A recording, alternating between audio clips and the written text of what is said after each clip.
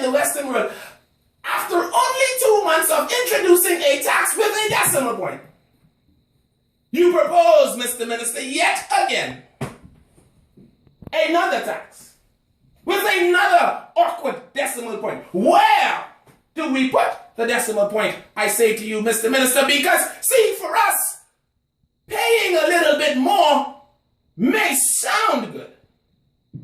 But what happens when paying a little bit more is all that I have, Mr. Minister? I argue that there are some people in this country, sir, who are at their proverbial widow's mite.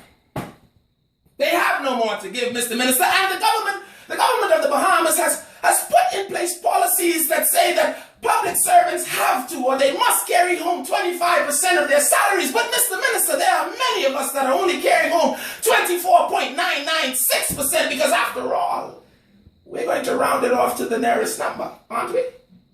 And so, Mr. Minister, I would also argue that there is a three-letter acronym that many Bahamians have found themselves right at the brink. And then that word is debt service ratio. And the central bank has said that I can go up to 45%, but Mr. Minister, I would argue that there are some of us that are presently at 45.441%. Because after all, we go to the nearest number.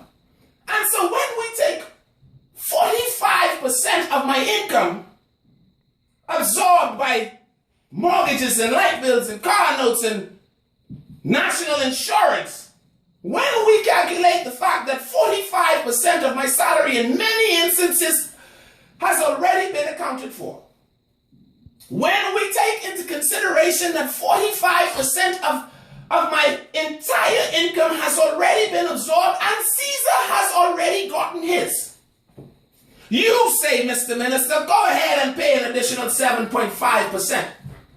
And so now, because I am probably the least among us that is qualified to discuss any matter of economics, but I put this thing into a basic calculator, and the numbers are quite simple.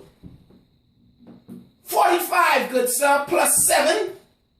45 and 5 is 50, and 2 is 52%.